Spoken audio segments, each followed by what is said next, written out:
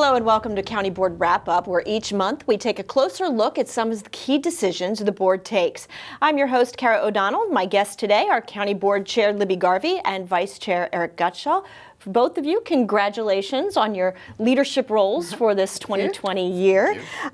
So let's start off with those new leadership roles and kind of your visions, your priorities for the coming year. Libby, we'll start with you. Sure. Well, first is chair. I'll just talk a little bit about the job of the chair, which really is to serve the board and see that the board is able to accomplish what it wants to accomplish. And this is I was 5 times chair of the school board, and this is my second rodeo here as chair. And so the basic job kind of changes. You set the agenda. You need to be, running the meetings, making sure people get a chance to talk. You represent the board to the media, which can be a fairly time-consuming issue at times. But every board is a little bit different, and I try very hard to sort of know the personalities of my board members and their interests and make sure that I support them in getting done what they would like to do. So I have some broad priorities as far as, which I talked about in my New Year's Day remarks, which are, equity, continuing what our former chair, Christian Dorsey, did, because equity is something you just don't solve in 1 year. That's an issue, and I'm happy to talk about that. I think equity means different things to different people. To me, in government, it means that government serves everybody well so that everybody can thrive. Traditionally, government, there are people who have a lot of, say, power. Sometimes it's wealth, sometimes it's something else, influence, and they influence government to serve them sometimes better than anybody else. I mean, that's just kind of the human. It's just kind of the human condition. And what we're trying to do, and part of what equity is to make sure we serve everybody, and that's kind of tough. We've got 4 questions to guide us. One is who benefits. It's always a good question. Okay. Who's burdened? So who doesn't benefit? Who's missing? Like maybe who haven't we talked to? And how do we know? And if you ask all of those questions, I got them taped up in my office now to try to remind. It's just a kind of a guide to stay focused. So that I'm continuing that one, and then we've got the next one I talked about is innovation. Because if we're going to get into this 21st century solid, we've got to be doing things differently. And I love the definition of innovation, which is removes the barriers from our mind that keeps us from seeing solutions that we ought to see. Interesting. Yeah, and in fact, to get to equity, we've got an old-fashioned way of doing things. One of the barriers is, that person just naturally gets a little more, that community is a little louder, and we've got to rethink everything we do, even to get to the equity. And then finally, the third kind of focus is resiliency. And that I got just anything we do needs to last. And in fact, if we're resilient, we're going to have an equitable society because we all work together. And if we're going to be resilient, we're going to need to innovate so that we can adapt to the future, both socially and then also just simply like in our infrastructure. We saw that terrible storm July 8th, which made it clear 20th century stormwater infrastructure isn't going to do it for the 21st century, so we're going to have to innovate. And anyway, I'll let my colleague here talk a little bit about what he's up to. But that's kind of in general, serving the board, getting things out there that they want, representing the county, and then trying to keep us focused. That's kind of why I chose those 3 larger areas, just to kind of help keep us all on the same track. Okay. Yeah. Very admirable. Eric, how about you? Yeah, Libby, I think you've done a nice job with your focus. Basically, those are 3 pillars: the equity, infrastructure, and resiliency, right? Of making sure that that's what makes a quality of life here in Arlington. So I think that's one of the things that I think we can expand on, and quality of life in terms of making sure that our neighborhoods are livable, that they're walkable, that they're safe, to walk, and safe to and have places to walk to, right? And so that's where our planning comes in. And so one of the things that I think we need to look at is how our approach to housing and making sure that we have enough housing for everyone and housing across all of the income spectrum, exactly. And so we are in the middle of, we're launching soon a missing middle housing study where we'll be looking at how to bring more options to our neighborhoods of different kinds of places to live, and this is going to, with a focus, it'll have a focus on livability and quality of life, right? We want to welcome more people. We don't necessarily want to welcome their cars, right? For example, so we got to make sure that we're thinking about transportation infrastructure, and parking, and we've had issues with stormwater. So we want to, we can walk and chew gum at the same time. So as we build more housing, we also want to make sure we build the stormwater infrastructure into that so that we're not exacerbating existing problems. We have a segment of our community that is very concerned about what's happening to our tree canopy. So we can also use our housing policy to incentivize the preservation of trees and not just make it what a lot of people are used to seeing in the neighborhood is a builder comes in, buys an old house, tears it down, and clear cuts the lot and takes down all the trees. There's a better way to do things, and that's what we're going to focus on. We need some innovation. And that's where the innovation comes in, exactly. So we do need to have this conversation, and it's a conversation that we're talking about. It's not the board deciding what we will or won't do. I mean, ultimately the decision rests with the board, but the board is looking for the feedback from our communities, from our neighborhoods, from our residents on what is the right way to balance all of these different needs and goals. Yeah. And in fact, we're going to be out in the community talking to folks. We're going to send out an offer, I think it's tomorrow, a letter to civic associations and organizations saying, please invite us, we'll come. And the 5 of us are going to go out and meet with various groups and do a little presentation. Some of it, what missing middle is and isn't. And I think we get, which I know I'm sure you found, Eric, people think you're talking about income, but in a way, we're not really. If you look at a design, there's a nice graphic that we'll be bringing with us, I'm sure, with like the really high apartment buildings that we've got, in like Roslyn and Crystal City, and then you've got the single family houses, and that's like the other, and then in between, there's not a whole lot of housing that's in between, and we need to getting more. That's sort of the missile midi. It's a form of housing that we have some of. I actually live in one of those in Fairlington. That's kind of a middle kind of housing with townhouses and attached dwellings. So there's that. But that's kind of what we're going to look at. Can we look at our zoning and look at what we do, and will some of these different? Is there a way to bring in these designs that provide more of a middle way, which I think any healthy community, any resilient community, has got that whole gamut of housing. I think it's nice because these goals, I think, can be applicable to any individual project. It's just kind of a guiding principle, what have you, to keep in mind. Exactly. Well, speaking of innovation, Yeah. The board took some action today along those lines as we are taking a big step forward in the world of solar energy. Oh my, are we? Let's talk about that. Yes, and that was an exciting one. So staff's been working on this for a while, but we did our first agreement with a private utility entity, which is Dominion Virginia Power, to use renewable energy. A large amount of renewable energy, and in fact, in September we adopted our community energy plan, and that looked at us getting us to 50% renewable energy by 2020, I think it is, and then we were going to get even higher by 2020 for county operations. For county operations. Thank you for specifying. So we've got a number of goals to meet, and there's this solar farm that the Dominion Power is going to be building down in Pennsylvania County, almost down on the North Carolina border, and we're going to buy our power from that solar farm, which will actually get us to our a number of our goals. It'll get us to about 80% of our energy coming from renewable sources. Yeah, which is a big deal. Some of that came about because we're taking 30% of the power from that solar field. Amazon is taking the other. Yeah, we're taking 30, they're taking the other 70. Okay. So that's how we're sort of splitting it out. So we're kind of riding a little bit our, Amazon has a lot of interest in doing renewable things, and we're kind of pushing them, and this is helping us as well. And it's great for the environment, for the planet. We're doing finally our bit to try to deal with climate change and try to help out. And I don't know, Eric, if you want to talk about so we had a little bit of an issue with trees and the solar farm at the last minute, which was kind of interesting. A little hiccup, yeah. But we managed to get through it okay.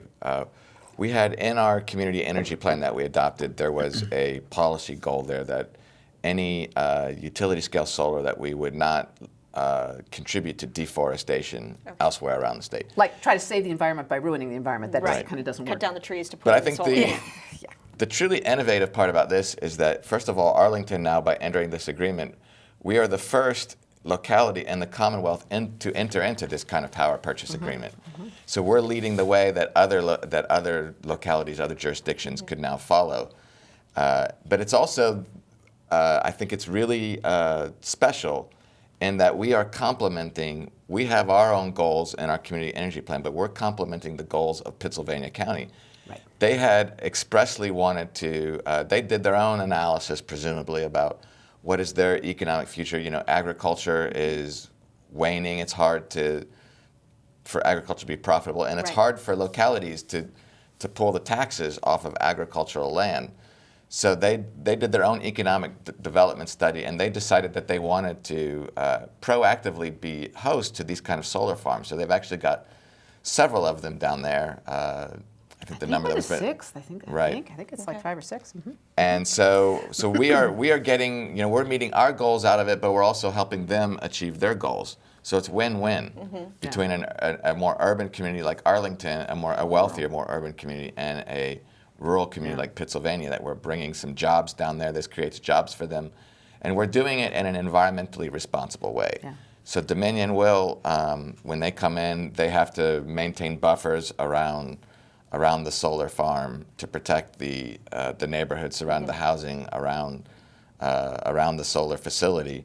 So we're doing it in a responsible way. That's the number one point for us, and the way that I ultimately looked at. And Libby, you very rightly pointed out at our meeting that if we're going to be innovative, you have to be willing to accept that there could be some hiccups and some mistakes along the way. And growing pains. Growing pains, exactly. Right. And that's ultimately how I looked at this, is that we would prefer not to cut down any trees. It turns out it's a relatively small amount of trees. It's less than 10% of the area of the solar farm will need to be cleared. And I'd say a small price to pay for the overall gain that we are going to achieve. But we got some reassurance at the meeting, and it was interesting. I mean, we found out at the very, very last minute, and in fact, we had just come out of closed session, and we were going to take up this item, and we suddenly got this information. So actually, quickly drafted a motion. We went back into closed session to talk with our attorney, and sort of figure out really what the parameters were. And I'm glad we were able to do that, because when we came out, there were a number of things that we, were able to figure out that made us feel better. Eric and I, in fact, we all belong to the Virginia Association of Counties, and they have an annual conference. And when I was there last fall, one of the presentations I did was on solar power, and it can be a problem. In some areas, if they haven't done a good job on their permitting and their oversight, these solar farms can cause all kinds of erosion that hurt the stream. I mean, it actually is a total step back. So I was worried about that, but we were reassured that they've got the permitting in place. The Pennsylvania County really knows what it's doing. I think it brings up, so, Eric, as you were saying, right now, agricultural land doesn't pay very well. It's hard. A lot of times these are actually fields that the farmers aren't using, so they might as well use it for this. Down the line, I think we're probably going to need those agricultural fields for food. And looking to the future, I see this as a transition to when we'll be producing much more of our own energy right here on site. And with the whole innovation issue, one of the things I'm talking about a lot are that we need to be looking at these windows that can produce solar energy. Because right now, a building that's high, if it's got just a roof like this, that roof cannot produce enough solar energy to do the whole building. But if you can get the windows doing it too, then that could power it. And we would be much more resilient. It'd be better for everybody if we can get producing our energy on site. But we need to make this transition and get away from fossil fuels as fast as we can. So I'm really pleased about how this is all working out. And it's kind of cool to have a partnership with Pennsylvania County in a way. Yeah. It's neat. Now, one question I have is, will the residents, will the businesses here in Arlington, will they notice any kind of difference in the power availability here in Arlington? Will this affect bills? No, and it's actually cost neutral. So no, they're not going to notice anything. Good to know. It's cost neutral, and this is actually our agreement as we are purchasing this power for our own, for the county's use. So this does not affect individual consumers.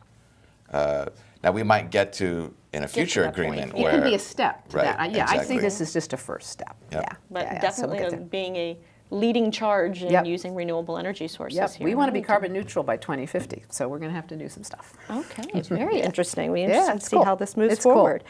Cool. From solar to speeding, which is a really awkward segue, but it's what we have. That's the way I'm ready to go. The board adopted a new fine for those who perhaps drive a little bit too fast in residential areas. In certain areas, Let's talk a little bit about that. Yeah. So we've been hearing, Eric was mentioning about they have, they're young people that are like just got hit in a crosswalk. When we were talking earlier, we were talking about that. really upsetting. We're hearing more and more about near misses and about actual accidents, and more and more people are walking in, which is what we want. It's healthy for people. It's healthy for the environment. This is what we want. We've got to get people slowing down. So it's kind of a clash of cultures. You've got the sort of the car culture, and people are used to, I want to get to there, and we go, shoo. But we've got to get on the mentality that, oh no, there are people here, and I need to take it easy, and we need to slow down. It was interesting. So we've been allowed to do this for a long time. I talked a little bit about, I think anybody in Arlington or anybody in the region who knows that when you go into Falls Church, they've had this fine for a long time. As soon as you hit that Falls Church border, boom, traffic slows way down. Because they've had cameras that police right there, and people know they will get caught and they will get fined. And so everybody just slows down, which I noticed some years ago when I got there. It's a little, oh, I'm going to be late. And then you just kind of, oh, it's all right. We're going to just take it easy. The world will continue to spin on The world its will axis, continue yes. if I'm 2 minutes later than otherwise. Yeah. And in fact, sometimes you can even do better. You don't have to slam on the brakes and stuff. You can just kind of cruise in. It makes it easier to pull out. It just can work really well. So actually, I think it's about time. The Virginia Code allows us to do this in certain streets that meet certain criteria. So we're going to be working through and finding, we already know where a number of them are. And I think we can do 60 signs in a year. Okay. So it won't all go, and it won't happen until we get the signs up. And they'll have a big orange sign saying, extra fines. Will not be subtle. That will not be subtle. No, and a couple of things that was interesting. So some people have suggested, oh, you just want to make revenue, Well, no, actually, we just want people to slow down. I don't care if we don't get any revenue from this if people will slow down and be safer. And we had a few people writing in concerned for a variety of things, but nobody was coming to testify. Nobody showed up. I was wondering, because I was kind of wondering, how are you going to make the argument that we should allow you to speed? That this it's not got a good look. So, it passed 5-0. I think it's past time. And I hope it will just help bring down the whole kind of tension level here in the county and make it, easier yet for people to walk to where they want to go and children to be safe and everybody just calm down, we're good. And is this primarily in residential neighborhoods, or is it kind of scattered throughout the county? It's specifically for residential streets. Okay. Right, that meet certain, right. Our staff said a lot of them are going to be by schools, and that's a Which really good thing. It's an obvious point. Yeah, there are very technical criteria that staff has to validate. Okay. And as Libby was saying, there's going to absolutely be a huge educational component of this because the goal is compliance. The $200 additional fine is meant to be a deterrence, which can hopefully help elicit compliance, but it's not about raising revenue. And most people, I think, when they're driving through a neighborhood, it's rather well established by transportation engineers, traffic engineers. People drive the speed that they perceive is the safest. Right. And so when you see this little sign of additional fine for speeding, and the criteria for these are going to be the kind of streets most of us know where these are, where you maybe find yourself like, oh, I've picked up some speed here. I'm coming downhill, or the road is a little wider. I feel like I have plenty of room. Right. And so the idea here is just to put a little extra something there that hopefully triggers in folks' minds to say, I should really slow down here. Actually, we're hoping to send a big orange sign, a big extra something to tell people to slow down. Yeah, Right. It's a little subtle in Falls Church. I think we're going to be a little less subtle in our signage. Right. At the end of the day, it's all about pedestrian safety. Well, correct? safety in general, yeah. Right. And people who are going too fast. One of the things. How horrible you feel if you injure, a child or a pet, or none of us wants to have these accidents, and we all just have to be reminded sometimes to just calm down. Well, speeding is a perennial quality of life issue for residential areas. Yeah. We get emails all the and time. it's getting worse. Yep. So hopefully it'll be interesting to see if the emails get better. We'll see. I'm hopeful that it will. That everybody's going to start feeling a little better about the roads here. We'll check back in on that one. Do that. Yep. Well, we're going to take a short break right now, and when we come back, we'll talk about the results the county's beginning to see from its Childcare initiative, as well as an agreement the board approved to fund an update of a planning tool for Pentagon City. Stay with us.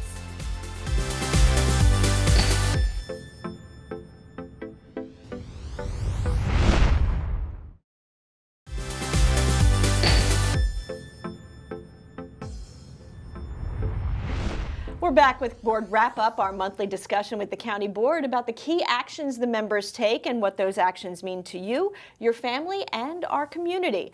I'm your host, Kara O'Donnell, and with me here today are Board Chair Libby Garvey and Vice Chair Eric Gutschall. We're talking about the decisions the board made at its January meeting. So let's dive in with the Childcare Initiative expansion. We've been talking about this kind of on and off for a number of years now. It's always kind of been an issue here in Arlington, but what was the So we had a number of childcare people, which is what we've been having. We changed our the by right, which means that you can do that. You can have 9. It used to be, and now we changed it to 12. Okay. And a lot of the folks that had 9 children in their child daycare center are adding and coming in to us for 12. And I think it's great. And actually, I was asking our staff, because this is the outgrowth of the Childcare Initiative, I was saying, so how many people have been coming? How many slots have we added? Because I was kind of curious. Are we, I think we're making progress. Are we? Because we also have them that close sometimes.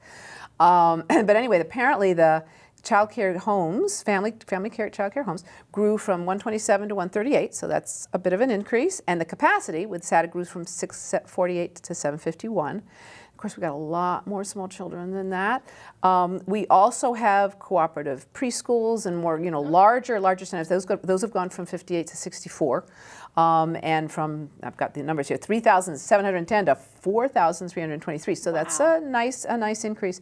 And we've still got a long way to go. When I was raising my children, there really wasn't much daycare at all. It was just really hard. And I actually stayed home with the kids. I just couldn't figure out how to make it work. And I used to talk about, we need to do better. And then I got, my kids grew and I got a different time of life. And then my children are having their children. So we got grandchildren. And I realized, oh my heavens, my daughters are going through the same thing. We haven't made it better in an entire generation. We got to fix this. And I'm really pleased, our colleague Katie Crystal really took this one on, and it's starting to make a difference, and it's kind of exciting to see, because that's part of the whole quality of life we've been talking about. You need to have a way to live here if you've got little kids, and you're going to probably need to work. And we need to kind of support people in that, because that's what makes a good, thriving, healthy community. So I'm pleased to see it, but we still have a long way to go. Yeah, I was going to say, where do we go from here now? What are some of the other options being discussed as we expand this even further? Well, we're working on expanding what we've got now. I think more and more maybe businesses having child care centers and finding ways to encourage that. Sometimes you have to change the zoning. We had one time, I remember, and this was a number of years ago, someone came in, they were building an office building, and they wanted to put a child care center, but it wasn't allowed by our zoning. They couldn't do it. I said, so there, and these things take time. But I think more and more that as a society, as a community, and our businesses realize that this is good for people. It's actually good for business. The better job we can do that, everybody will do better. It's actually one thing where, doing good, you do well by doing good. So there's still more to come. At the moment, we're kind of just trying to goose up as much these changes that we made and get as much from that as we can. But it continues to be an issue because childcare doesn't pay a whole lot, because people can't afford it, and there's not a lot of space here. So that's some of the things we're just thinking. So I think more and more corporate citizens stepping up is probably partially where we need to go next. I know I'm not personally a parent of a school-age child, but some of my coworkers, I hear the exact same thing from them. From, before the child is even born, they're saying, "Oh, I need to figure out what daycare options I have," and that kind of thing. Right. You have to get on waiting lists before you get pregnant.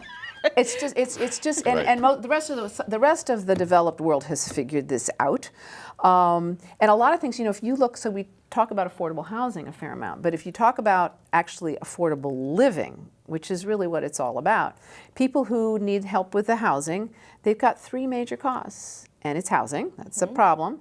Transportation, which we can fix better transit. We can help people that way, and it's childcare. It's those 3 main items, and frankly, I think there's a role for government in all of those.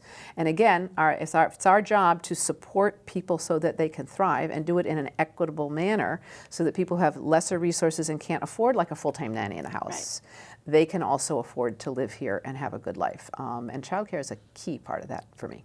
We'll see where things go. Well, our final topic today. We're going to talk a little bit about the PDSP, so the Pentagon City Development Site Plan. let's talk a little bit about the background of this and then get into some of the changes. Yeah, and I'm going to pass this to our former planning commissioner.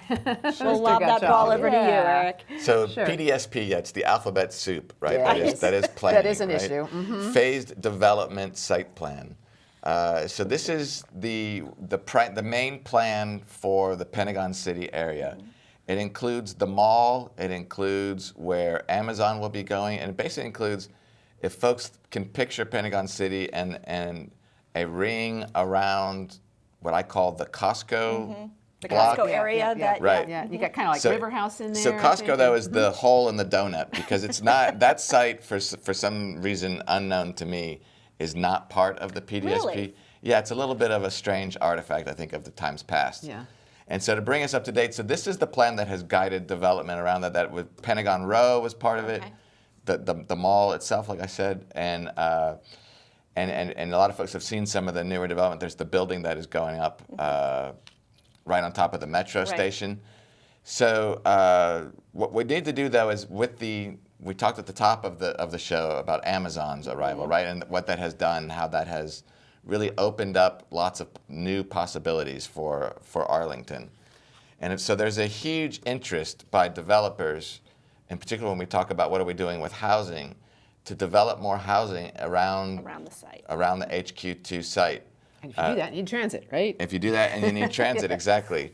And so a big part of this update is looking at the transportation, because we are known as a community that is transit-oriented development.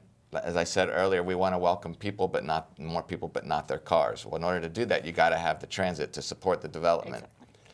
So what is special about what we're doing this month, what we did is we agreed to accept $450,000 in contributions from the property owners. And they're so anxious to get going on their site plan development applications.